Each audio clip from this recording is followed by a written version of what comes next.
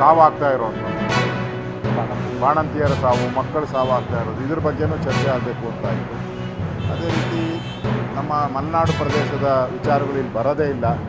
ನಾವು ಬೆಳಗಾವಿಗೆ ಬಂದ ತಕ್ಷಣ ಎಲ್ಲ ಉತ್ತರ ಕರ್ನಾಟಕ ಅಂತಾರೆ, ನಮ್ಮ ಪಾಡೇನು ಅಂತ ಹೇಳಿದ್ರು. ಅದನ್ನು ಕೂಡ ವಿಧಾನಸಭೆಯಲ್ಲಿ ಚರ್ಚೆ. ಮತ್ತು ಹೆಚ್ಚಾಗಿ ಕರಪ್ಷನ್ ಬಗ್ಗೆ, ಈ ರಾಜ್ಯದಲ್ಲಿ ಯಥೇಚ್ಛವಾಗಿ ಕರಪ್ಷನ್ ಆಗ್ತಾಯಿದೆ. ದುಡ್ಡು ಕೊಡ್ದಿರ ಏನು ಕೆಲಸ ಆಗ್ತಾಯಿಲ್ಲ.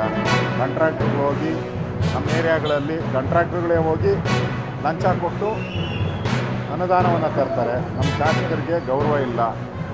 ಈ ಥರದ ಒಂದು ವಿಚಾರವಾಗಿ ವಿಧಾನಸಭೆಯಲ್ಲಿ ಚರ್ಚೆ ಆಗಬೇಕು ಅನ್ನೋ ಮಾತನ್ನು ತಾರತಮ್ಯದ ಬಗ್ಗೆ ಹೇಳಿದ್ದಾರೆ. ಈಗ ನಾವು ತೀರ್ಮಾನ ಮಾಡಿದ್ದೀರಿ, ವಿಧಾನಸಭೆಯಲ್ಲಿ ಈ ತಾರತಮ್ಯ ಆಗಿರೋದ್ರ ಬಗ್ಗೆನೂ, ಅದೇ ರೀತಿ ಕೃಷ್ಣ ಬಗ್ಗೆನೂ ಕೂಡ ಹಲವಾರು ನಮ್ಮ MLCಗಳು ಕೇಳಿದ್ದಾರೆ. ಅದ್ರ ಬಗ್ಗೆ ಅನುದಾನ ಕೊಡ್ತಾ ಇಲ್ಲ, ಅಲ್ಲಿ ಕೆಲಸನೇ ಪ್ರಾರಂಭ ಆಗ್ತಾ ಇಲ್ಲ, ನೀರಿನ ಶೇಖರಣೆ ಆಗ್ತಾ ಇಲ್ಲ. ಮತ್ತು UKP ಅದರ ಬಗ್ಗೆನೂ ಕೂಡ ಹೇಳಿದ್ದಾರೆ. ವಿಶೇಷವಾಗಿ ಉತ್ತರ ಕರ್ನಾಟಕದ ಏನು ಸಮಸ್ಯೆಗಳಿವೆ, ನೀರಾವರಿ ಸಮಸ್ಯೆ ಇರ್ಬೋದು, ಅಭಿವೃದ್ಧಿ ಕಾರ್ಯದ ಸಮಸ್ಯೆ ಇರ್ಬೋದು, ಇದ್ರ ಬಗ್ಗೆ ಹೆಚ್ಚಿನ ಒತ್ತನ್ನು ಕೊಡಬೇಕು ಅನ್ನೋ ಮಾತನ್ನು ಕೂಡ ಹೇಳಿದ್ದಾರೆ. ನಮ್ಮ ಇನ್ಚಾರ್ಜು ಕೂಡ ಬಂದಿದ್ದರು, ಸುಧಾಕರ್ ರೆಡ್ಡಿ ಅವರು ಕೂಡ ಮಾತಾಡಿದ್ದಾರೆ.